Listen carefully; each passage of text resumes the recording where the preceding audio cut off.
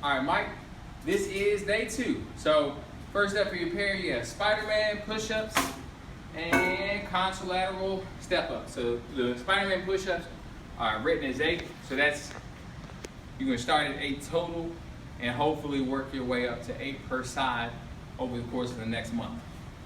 So set up like you would for a normal push-up, grip the ground, and as you come down, you're trying to bring that knee up towards that elbow. Boom.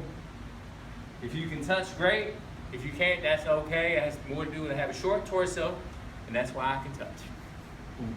But don't like twist too much. A little twisting is gonna happen, but keep that nice plank. Boom. Keep your chest out. But that's the Spider-Man, or Spider-Woman, as we call them around here, push-ups. Then you get to pair that up with contralateral step up. So that means on the opposite of the foot that's stepping up, it's gonna get all the weight on that foot on the box, squeeze it up, keep all the weight on that foot, come on down quiet. Step tall, squeeze, quiet and slow. This foot shouldn't make any noise, should have hardly any weight on it whatsoever. So then, next up we have an offset grip pull-up. I like to use, and I always try to find the dirtiest towel we have. It makes me feel more tough. So, you can do this with a rope, something. I like towel because it forces me to engage my grip more. So we got one hand doing a regular pull-up, the other hand crushing the towel. We're going to get 4 like that, and then we're going to get 4 the other way. So besides just adding extra weight, as you move this hand out, that pull-up becomes much more difficult. Just an inch or two makes all the difference in the world. So that's how you can progress that one. And then we'll come back over here, and it's slider side squat time. So I kind of think of this like a sideways single leg deadlift. So you can either hold that weight up here at the chest in goblet position, or down here kind of like a deadlift. Either way works. Whichever feels better is right. So keep your feet parallel. You're going to push that foot straight to the side, not behind you, but straight to the side. And that's going to force you to hinge instead of popping that knee forward.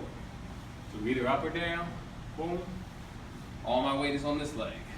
Then, to take your limited rotations up to another more exciting level, you're going to get a light kettlebell. This is 8 kilos or about 18 pounds. And I just have it on a little loop on a band. This is going to add another dimension. So you're going to scoop it under, press it out, and you're going to keep it out, and we're going to go armpit to armpit. Woo. Don't let it drop. Don't let your belly button move. Having that weight in your hands will force your hands to engage. It's going to add another dimension to your limited rotation. So then, after you get done with all that, all by itself is the full Turkish get-up. So you want to pick a weight, you can do 2 complete reps in a row. So just recap on that. So you start from the fetal position, 2 hands to pick it up. I know you can pick up most weights with 1 hand, but as you know from wrestling, if somebody has leverage on you in this position, that's not great for your shoulder. So it's not about how strong you are, it's about being smart, being safe.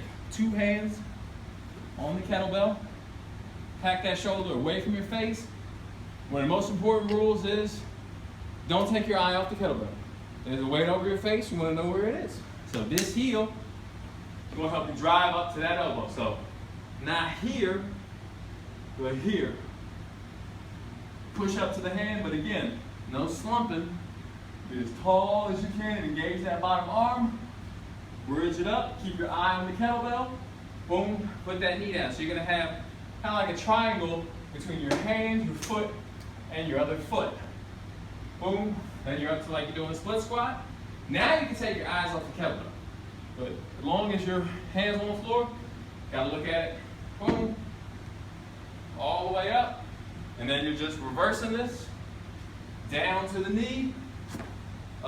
You can move either foot. It feels much better for my knee to move this foot out. Now I'm looking at that bell, never take my eye off it again. And I'm hinging back. I got my triangle. I'm in my bridge.